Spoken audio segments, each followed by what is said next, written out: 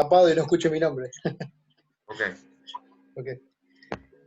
Te damos muchas gracias, Dios, porque tenemos este espacio en el que vez tras vez acudimos a tu presencia en busca de alimento, del agua que calma nuestra sed. Hoy tenemos una necesidad como todos los días y esperamos que en las palabras del pastor Haroldo también nos alimentes como lo vienes haciendo cada noche en la que nos congregamos a tus pies.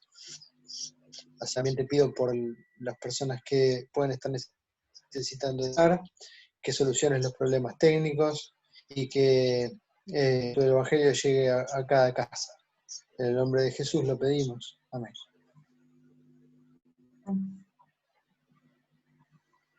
Mencionado que tenemos un invitado especial, es el pastor Haroldo Camacho. Él, después de cierto tiempo, va a participar con nosotros. Y Pastor Haroldo, que Dios lo utilice en esta noche para traernos su palabra. Bienvenido. Gracias. Y gracias por permitirme compartir la pantalla y este espacio con ustedes, que es un espacio muy especial. Según entiendo, ustedes estas reuniones con bastante frecuencia. Así que me siento honrado de participar con ustedes en este ministerio que el Señor le ha dado al pastor Anduesa. Por lo general, cuando hablamos de Abraham, pensamos que Abraham es el padre de la fe. Muchas veces así se le llama comúnmente en la teología popular.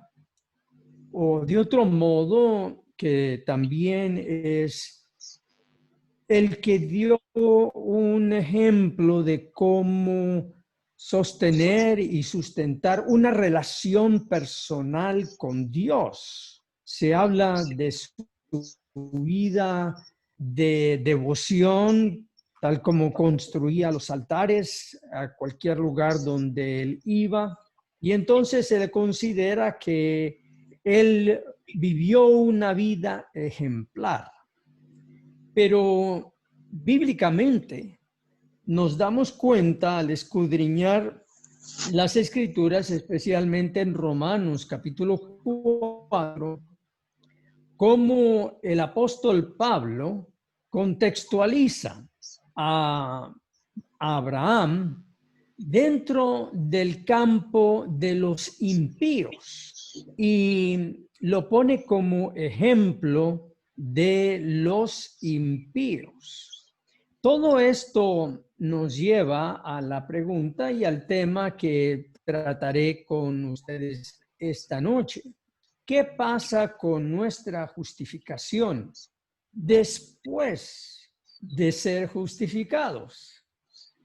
Porque seguimos viviendo en la carne y somos vulnerables y somos ciertamente atacados en la carne por dentro y por fuera para que desistamos de la fe.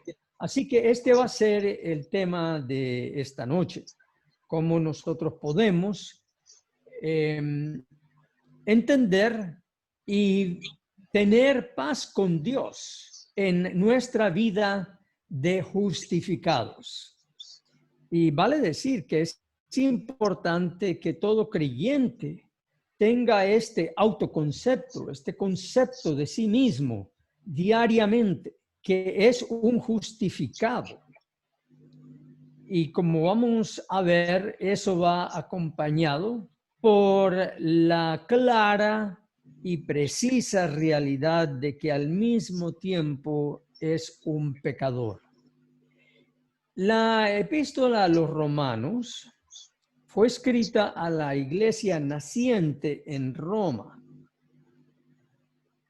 Allí había, según nosotros vemos en Romanos 16, una contingente de colaboradores de Pablo que habían establecido esa iglesia en Roma. Él manda saludos a nadie más ni menos que Aquilas y Priscila, colaboradores estrechos y cercanos que estaban en Roma, y grandes predicadores, y también los dos enseñaban el evangelio.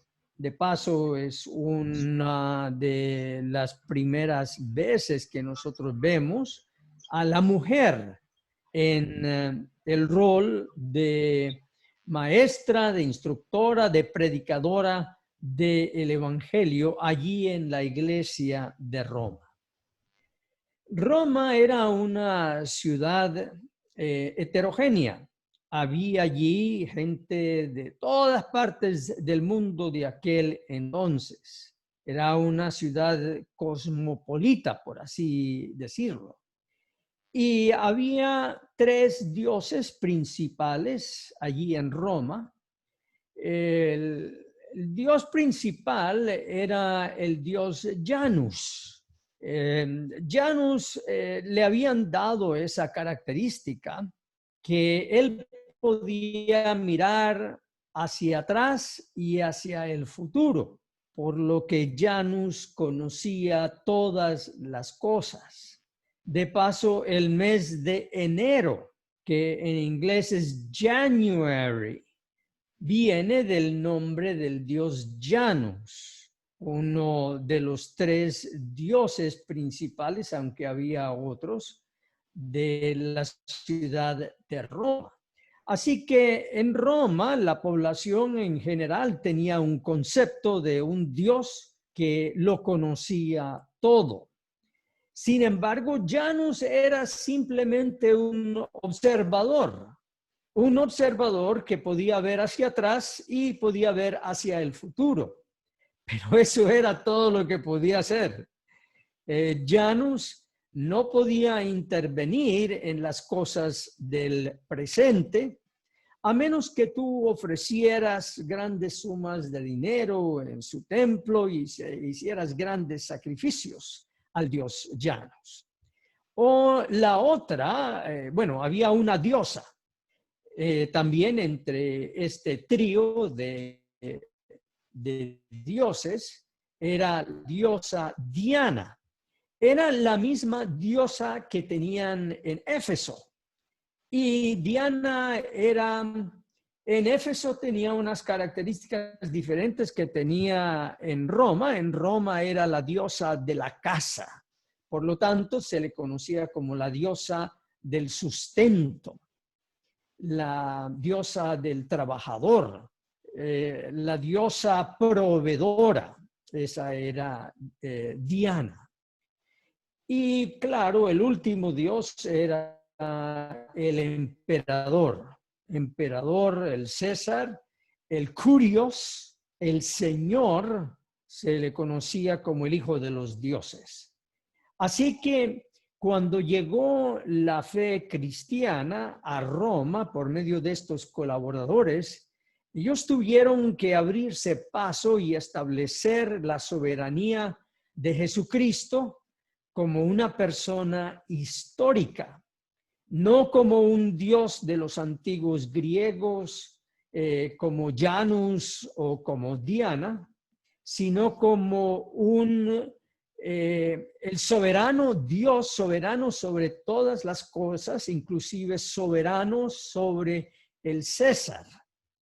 Y de este punto de vista, la predicación de Jesús como el Señor fue un acto de protesta política ante el César. Cada vez que Pablo habla de Cristo como el Señor, él habla de Cristo como el Curios.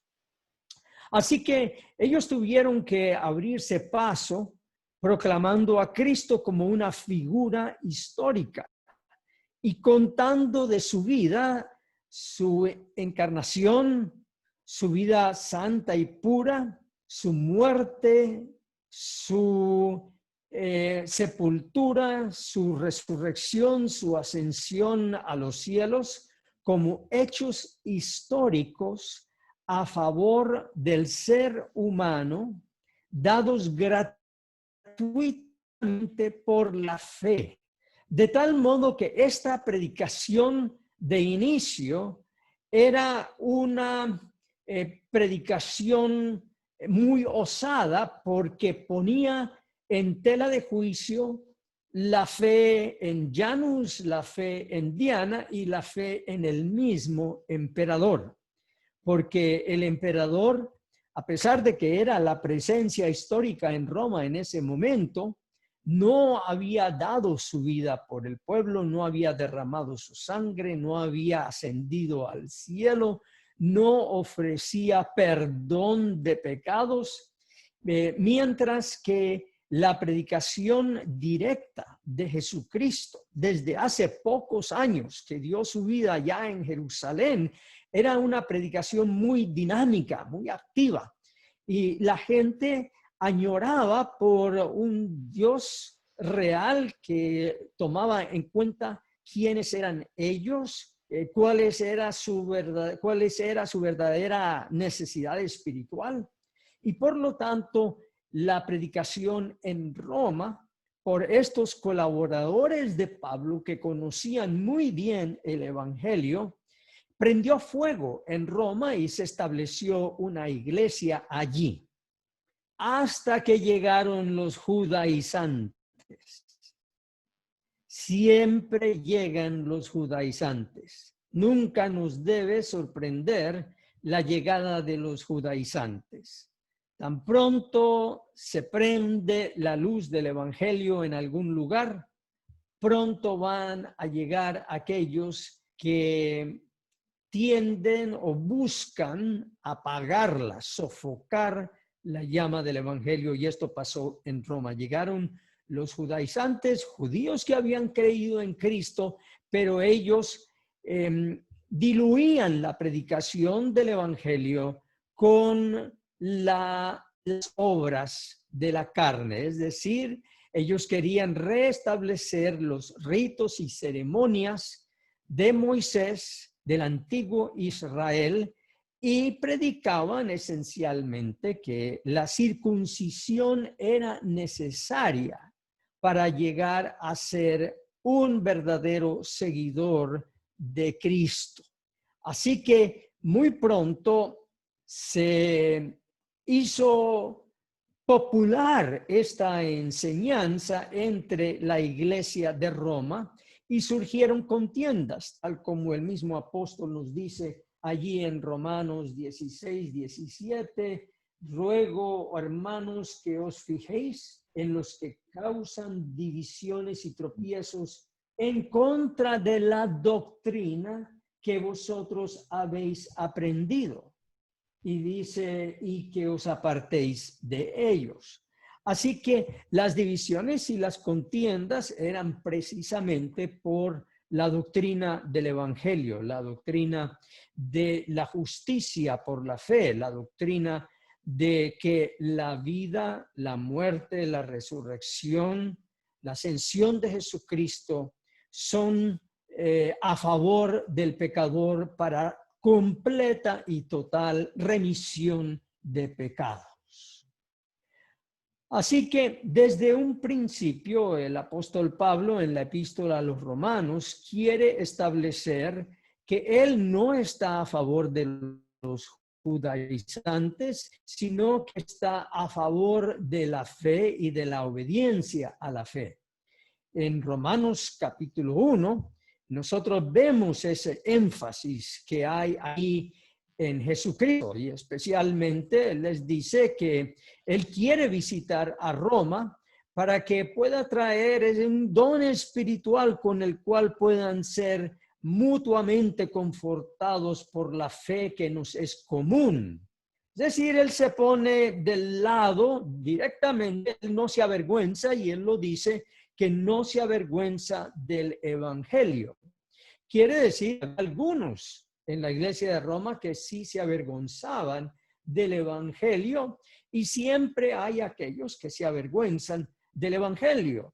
No, es que el Evangelio es pura fe, solamente fe, y eso nos quita a nosotros nuestra participación y nosotros queremos participar de buena voluntad, nosotros queremos entregarnos al Señor y dar ejemplo de todas esas cosas y dar ejemplo de una vida santa, porque sin santidad nadie verá al Señor, etcétera. Todos nosotros hemos escuchado eso y de paso ese es el mensaje que se escucha hoy en las iglesias, en muchas de las iglesias así llamadas cristianas, no importa qué nombre tengan. Uno prende la radio y escucha un programa de radio, de televisión, que se supone es del cristianismo y todo tiene que ver con cómo agradar al Señor, cómo vivir una vida victoriosa, cómo sacrificarse por el Señor. Y claro, el entendido es que Dios no te va a aceptar a menos que estés viviendo esta vida que cada cual le impone sus reglamentos y sus reglas y sus pormenores. Pero el apóstol Pablo dice que no, que la justicia de Dios es manifestada en el Evangelio. Y esta justicia no es la venganza de Dios, no es la retribución de Dios, no es el castigo de Dios, sino es la santidad de Dios que se manifiesta en la persona de Cristo. Y esto se revela a cada cual por la fe y para que la fe crezca más y más. Y él entonces cita allí a Habacuc 3, diciendo, el justo por la fe vivirá. Así que todo como ustedes ya saben, en Romanos 1 y Romanos 2, el apóstol Pablo habla de cómo todos son culpables ante Dios. El pagano es culpable por sus pecados horripilantes y el judío es culpable porque él quisiera cometer los pecados que cometen los gentiles, pero no se atreve a hacerlo. Esto básicamente es el argumento de Pablo contra los judíos, que ¿por qué juzgan a ellos? Porque todo lo que los judíos hacen es estar codiciando los pecados y pecando en su mente porque ellos no pueden o no se atreven a pecar en la carne, pero al fin y al cabo son igual de condenados. Y el apóstol Pablo predica el evangelio dentro de un contexto siempre en que nos muestra nuestra gran pecaminosidad, por así decirlo, nuestra gran maldad. Este es el contexto dentro del cual las buenas nuevas surgen realmente como buenas nuevas. El apóstol Pablo usa la ley, usa toda la historia de Israel, usa el conocimiento del corazón humano para demostrar que no hay nadie justo. Y llegando al capítulo 3 de Romanos, él recalca todo esto de una manera muy directa, especialmente aquí en Romanos 3, versículo 9.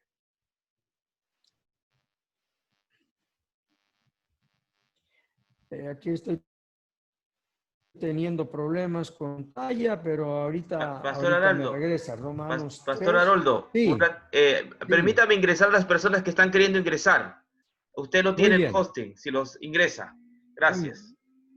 ¿O yo los ingreso a usted? No, usted los ingresa porque usted tiene el hosting. Ok, pero no los veo acá. Ahí dice participantes, le sale automático, ¿ves?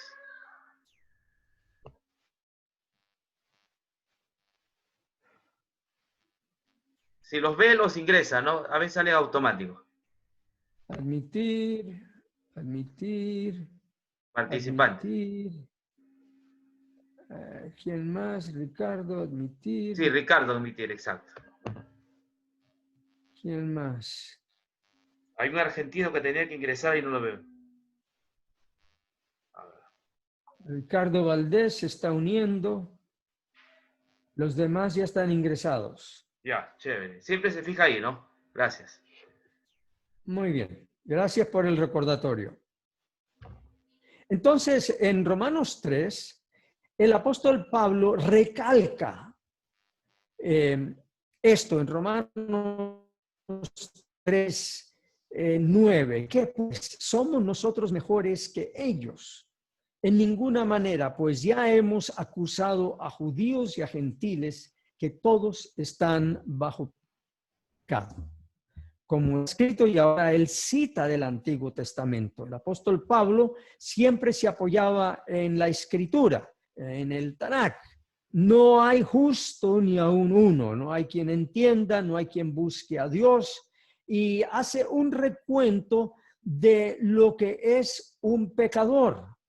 Y la razón por la cual él hace esto es para crear esa necesidad del evangelio, porque la ley nos trae el conocimiento del pecado.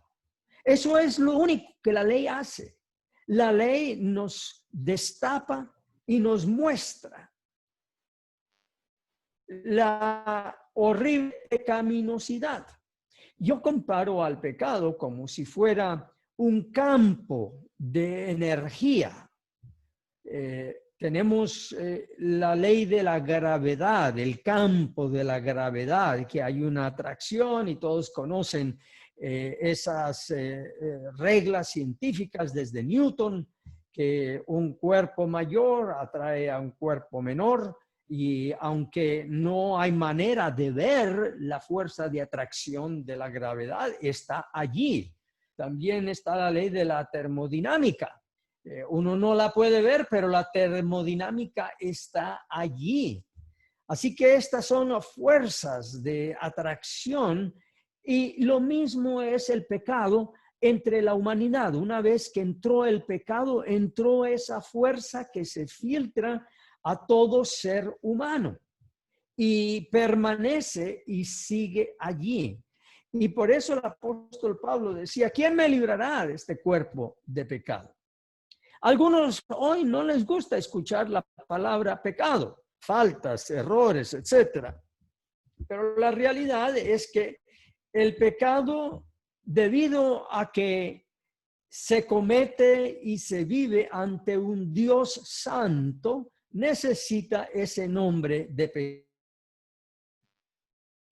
Se trata de problemas y faltas, delitos aquí entre los hombres, pues tiene el nombre de delito, infracción, quebranto, error, díganle hasta maldad, se le puede poner todos esos nombres, pero debido a que este universo está en las manos de un Dios santo, y este planeta Tierra y todos sus habitantes están en las manos de un Dios santo, pues se le da ese nombre de pecado, y no nos podemos escapar de esa realidad por más que nosotros querramos. Por más que la razón nos diga: no, tú solamente cometes errores, no son pecados. No, vivimos en la realidad de que hay un Dios creador, hay un Dios que sustenta el universo, ese Dios es santo, y por lo tanto las faltas que se cometen contra Él son las mismas faltas que se cometen con nuestro prójimo, son pecado.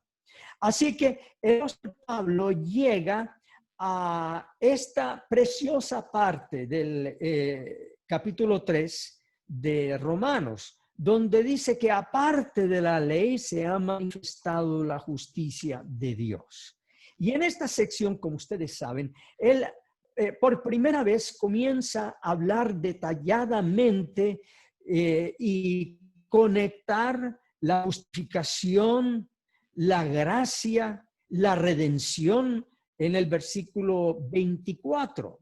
Siendo justificados gratuitamente por su gracia mediante la redención que es en Cristo Jesús, a quien Dios puso como propiciación. Así que todo esto es el meollo inicial de la predicación y de la enseñanza de la justicia que es por la fe. Y quiero mencionarles que aquí en el versículo 23 se encuentra este famoso versículo: por cuanto todos pecaron y están destituidos de la gloria de Dios. Quiero llamar la atención al hecho de que este verbo pecaron, pues sí, está en el pasado, está en la forma aorista del griego. Pero este otro verbo que es difícil traducirlo al español, están destituidos, es el presente indicativo continuo. Se puede traducir como y siguen fracasando de alcanzar la gloria de Dios. Está en el presente indicativo continuo, es decir, continuamente están fracasando en alcanzar la gloria de Dios. Siendo esta la situación, entonces son justificados gratuitamente por su gracia. Y razón por esto nos dice que es para manifestar en este tiempo su justicia, es decir, no nuestra justicia, sino su justicia, a fin de que Él sea el justo y el que justifica al que es de la fe de Jesús. Y vamos a hablar de la fe un poco más tarde. Así que toda esta conversación es doctrina, es de la doctrina de la cual él habla en Romanos 16, 17, la doctrina que han puesto en tela de juicio los judaizantes que habían llegado a Roma. Pero Pablo no cede ni un pelo. Pablo se mantiene firme y dice, no, la justicia es por la fe y es aparte de la ley. La ley solamente nos muestra lo que es el pecado. Y de hecho, él usa, como vimos nosotros, él usa la ley, citando a los salmos, porque la ley, los salmos se le llamaba también parte de la ley, todo el Antiguo Testamento era la ley, para mostrar cómo existe el pecado dentro del ser humano. Pero el apóstol Pablo se pone a pensar, me falta algo. En este tema, y mostrar la gran pecaminosidad del ser humano, me falta algo. ¿Qué más puedo hacer para mostrar cómo Dios justifica al pecador? Especialmente ya que los judíos que han llegado a la iglesia de Roma están predicando que los patriarcas, los profetas y todo el Antiguo Testamento muestra que es necesaria la guarda de la ley para la justificación. Y el Espíritu Santo le dice a Pablo, sigue escribiendo porque vas a encontrar la respuesta.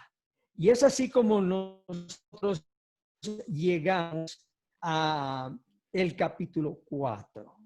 Cuando de repente el apóstol Pablo tiene como si fuera una experiencia de eureka. Lo encontré. Esto es lo que me faltaba. Y por eso el apóstol Pablo comienza Romanos 4 diciendo, ¿qué diremos que halló Abraham, nuestro padre según la carne? Como si ya tengo el ejemplo perfecto para hablar de cómo un pecador es justificado por la fe. Y entonces él dice, si Abraham fue justificado por las obras, tiene de qué gloriarse, pero no para con Dios. De hecho, en un paréntesis, aquí hay una clave hermenéutica para estudiar e interpretar la epístola de Santiago. Dice, Abraham fue justificado por las obras, tiene de qué gloriarse. Y efectivamente Santiago dice, sí, es importante gloriarnos ante los hombres. Y todo lo que la justificación en Santiago tiene que ver, es para justificarnos ante los hombres. Pero Pablo aclara diciendo no para con Dios. Así que es importante que tengamos un buen nombre y seamos justificados ante los hombres, recordando que nada de eso nos justifica ante Dios. No es nuestro nombre, no es nuestra buena reputación, nada de eso nos justifica ante Dios. Porque, ¿qué dice la Escritura? Volviendo al versículo 3. Creyó Abraham a Dios y le fue contado por justicia. Entonces, uno aquí, generalmente hemos visto este versículo como centrándonos y señalándonos a la fe de Abraham. Abraham creyó a Dios y le fue contado por justicia. Vamos a hablar un poco más de esto más adelante. Pero dice, al que obra, no se le cuenta el salario como gracia, sino como deuda. Él está hablando ahí de judaizantes. Mas al que no obra, sino cree en aquel que justifica al impío, su fe le es contada por justicia. Ahora, nosotros por lo general no vemos la conexión entre el versículo 5 y el versículo 3. El versículo 5 se refiere a este Abraham que fue justificado por la fe. Es decir, el apóstol Pablo utiliza a Abraham como un ejemplo del impío que es justificado por la fe. El apóstol Pablo no utiliza a Abraham como un ejemplo del justo que es justificado por su santidad. Abraham es utilizado por Pablo como un ejemplo del impío, del perverso, del malvado, del incrédulo, que es, no obstante, justificado por la fe, y su fe le es contada por justicia. Y luego el apóstol Pablo va nuevamente a la ley, pero esta vez para hablar de la bienaventuranza de aquellos cuyas iniquidades son perdonadas y cuyos pecados son cubiertos. Bienaventurado el varón a quien el Señor no inculpa de pecado. Y nuevamente este varón a quien el Señor no inculpa de pecado es a este Abraham el impío, a quien el Señor no inculpa de pecado. Ahora estas palabras son fuertes y tal vez no habíamos visto a Abraham de esta manera, y como el apóstol Pablo utilizó a Abraham como un ejemplo de aquel impío que es justificado por la fe y su fe le es contada por justicia. Ahora, espero que sea brevemente. Yo los quiero llevar a Génesis 15, donde el Señor le pide a Abraham, vamos a ver acá en Génesis 15, tienen paciencia aquí, y vamos a buscar a Génesis 15, donde el Señor lleva a Abraham y le dice, mira ahora los cielos y cuenta las estrellas, si las puedes contar. Y le dijo, así será tu descendencia. Y creyó a Jehová y le fue contado por justicia. Ahora, esta anécdota, narración que se encuentra en el versículo 5, aunque es muy breve, tiene su contexto histórico. Siempre es importante que nosotros miremos el contexto histórico. Los caldeos en el tiempo de Abraham miraban a los cielos y contaban las estrellas. De hecho, ellos las contabilizaban. Y se han encontrado tabletas de arcilla, llamadas la Enuma Anu Enlil, tabletas en los cuales los antiguos babilonios estudiaban las estrellas. Ellos miraban las estrellas y de allí, de mirar las estrellas y la relación de las estrellas con los planetas y el movimiento de los planetas, sus sabios deducían ciertos augurios para los reyes y los habitantes de Babilonia. Había gente que se dedicaba a esto y son cálculos astronómicos muy precisos. Esto es el cuneiforme, que son pequeñas hendiduras hechas en arcilla, y es un lenguaje, es uno de los primeros idiomas escritos que hubo. Y lo que ustedes ven aquí es un recuento de la posición de los planetas Venus y Júpiter durante cierto tiempo en Babilonia. Estas tabletas son aproximadamente 70 tabletas de arcilla que abarcan un periodo desde el año 1646 hasta el año 650 antes de Cristo. Y se encontraron en la biblioteca antigua, fueron excavadas en la biblioteca del rey Abur Sinopal, una cosa así, no me recuerdo bien el nombre ahora.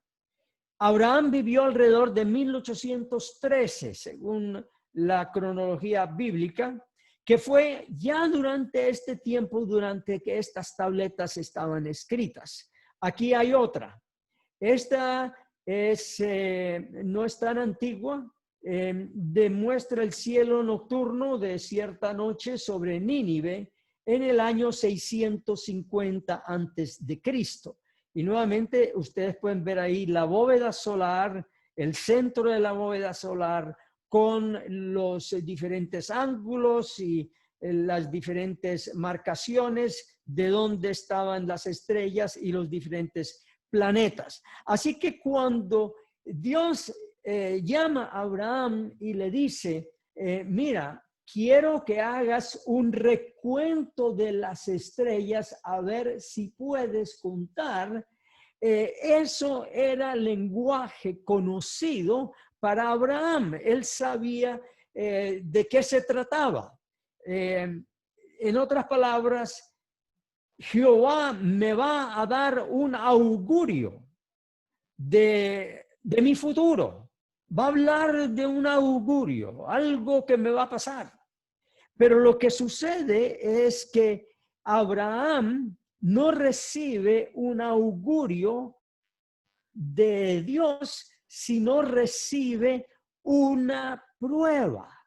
El método de los caldeos era cuenta las estrellas y los planetas y te daremos un augurio sobre el futuro. El método de Yahvé Dios con Abraham es, mira, cuenta todas las estrellas si es que puedes. Pero si no puedes contar las estrellas, es decir, lo opuesto del método de los caldeos, si no puedes contar las estrellas, entonces yo te daré una promesa. Y esa promesa es que tendrás una simiente cuya descendencia será como las estrellas y traerá bendición a todas las naciones. Siendo Abraham y Sara Abraham tenía 99 años de edad, Sara tenía como unos 9, 10 años menos. Abraham no puede contar las estrellas, pero cree en la promesa de Dios. Así que entonces, al creer en la promesa de Dios, él tendrá simiente que bendecirá a todas las naciones. Por lo tanto, su fe le fue contada por justicia. Es decir, esto no fue ningún presagio, ningún portento, ningún augurio, sino que Abraham lo tomó como una promesa ya hecha de que él tendría un hijo. Y fue justificado. Aquí hay un juego de palabras en Génesis 15, porque en Génesis 15 el Señor le dice que y creyó Jehová y le fue contado por justicia. Es decir, en este caso fue Dios, y la palabra contado acá es contar, contabilizar, hacer los cálculos. Esto es la palabra exacta, hacer un cálculo y llegar a una conclusión. Es decir, Jehová hizo un cálculo de la fe y el objeto de la fe a lo cual se aferraba Abraham, y al hacer ese cálculo le fue contado por justicia. Es decir, fue como una burla de la religión de los caldeos. Dios usa el mismo lenguaje, pero para otro fin, y es para declarar justo a Abraham, algo que la religión de los caldeos no podía hacer. Así que Abraham creyó a Dios y Dios hizo los cálculos, como haciendo, no, yo no necesito tomar los cálculos de dónde están los planetas y las estrellas, pero yo sí puedo contabilizar la fe y el objeto de la fe. El objeto de la fe es la simiente que yo le he prometido, y al conectar la fe con esa simiente se cuenta como justicia. Y el apóstol Pablo en Romanos 4 entonces dice, este es el mismo cálculo, la misma manera que Dios tiene entonces de contabilizar. ¿Cómo va a contabilizar nuestra justicia? El Señor entonces, cuando nosotros por la fe nos aferramos, nos conectamos al objeto de nuestra fe, que es Jesucristo, entonces Dios hace la misma cuenta que hizo con Abraham. Aquí está la fe, que no es en realidad nuestra fe, sino es la fe de Jesús, como leímos antes. Es la fe de Jesús, se aferra a él mismo, que es el objeto, el autor y el consumador de la fe. Dios hace ese cálculo y dice, esta es una fe perfecta, esta es una justicia perfecta, y se nos contabiliza por justicia. Y ante Dios somos enteramente y perfectamente justos. Ahora, ¿pero qué pasa entonces con esa justicia con la cual somos revestidos?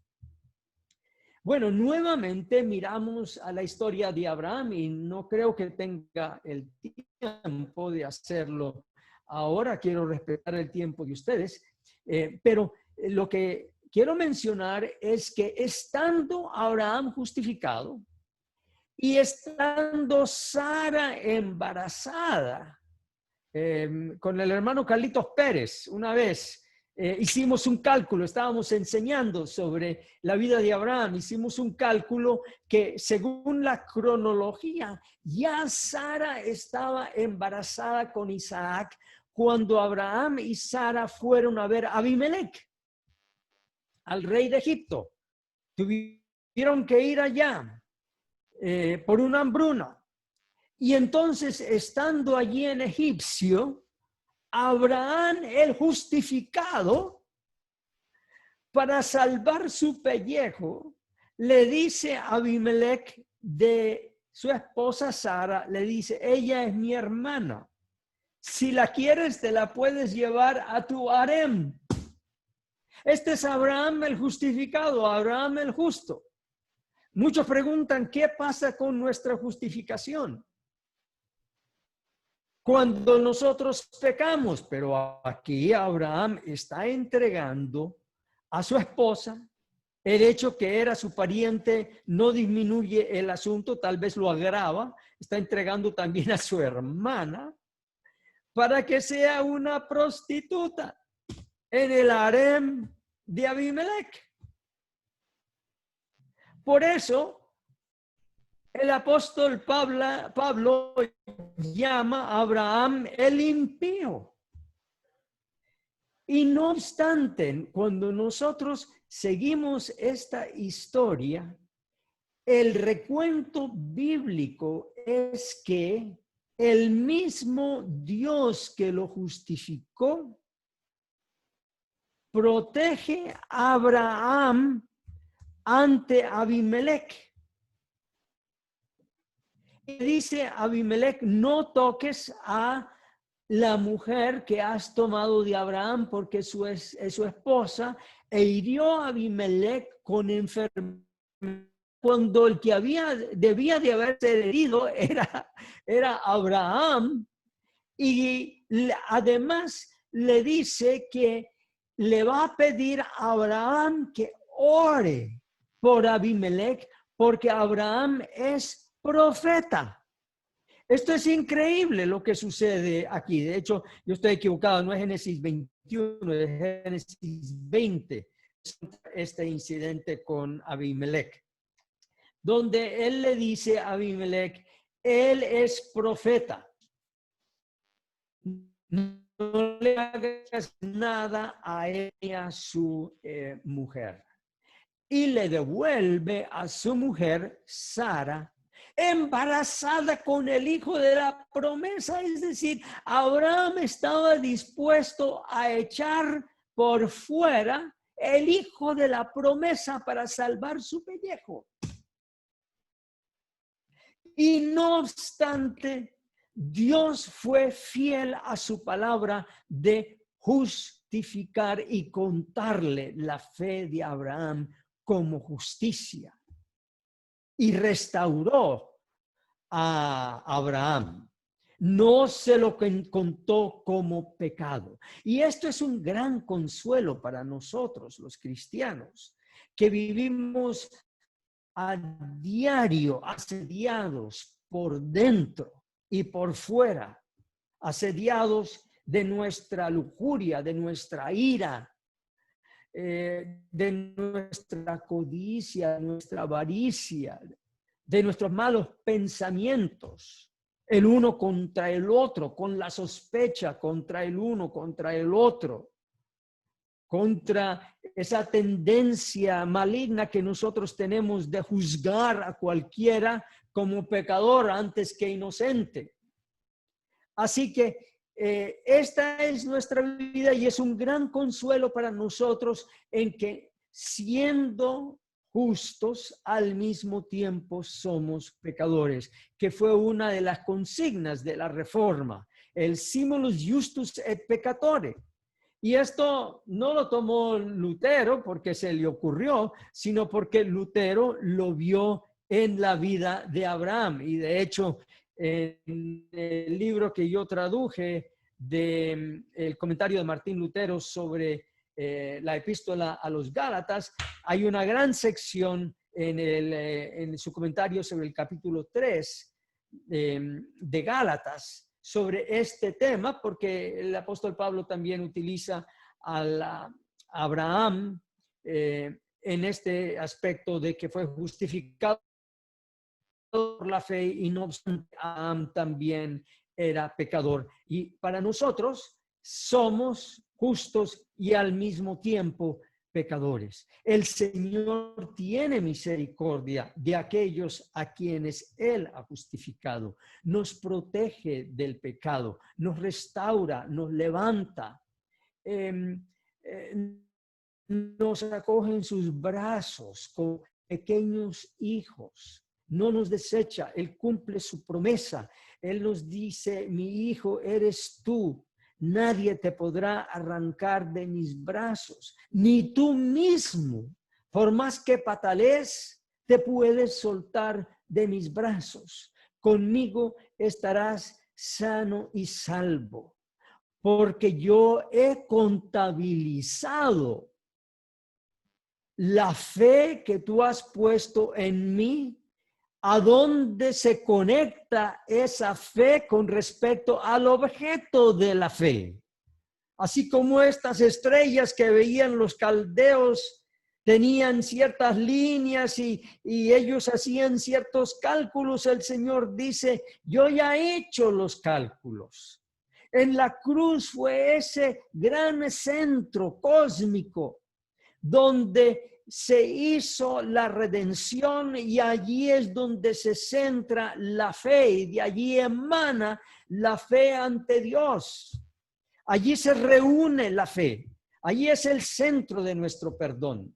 Y esa fe se une a nuestro objeto de nuestra justificación, porque nosotros fuimos justificados en su sangre y salvos en su vida. ¿Y dónde está su vida? Su vida está a la diestra de Dios Padre, y nuestra vida está escondida en Cristo con Dios, Colosenses 3:3. Así que esto es un gran consuelo. Para mí, el hecho de que el apóstol Pablo utiliza a Abraham como un ejemplo del impío y no del justo, es un gran consuelo para mí, y lo comparto de las Escrituras para que también seas consolado en tu vida cristiana. El cristiano necesita de la justificación no solamente al principio de su vida cristiana, sino cada día. Necesita recordar dónde está puesto el objeto de su fe. ¿Quién es ese objeto? Es Cristo mismo, quien presentó su vida santa y pura a nuestro favor ante Dios. Y recordar cómo Dios contabilizó esa fe antes que nosotros pudiéramos creer. Ya fue contabilizada por justicia. Y alabado y glorificado sea el nombre del Señor Jesús por esta gran salvación. La gracia y paz del Señor sea con cada uno de ustedes.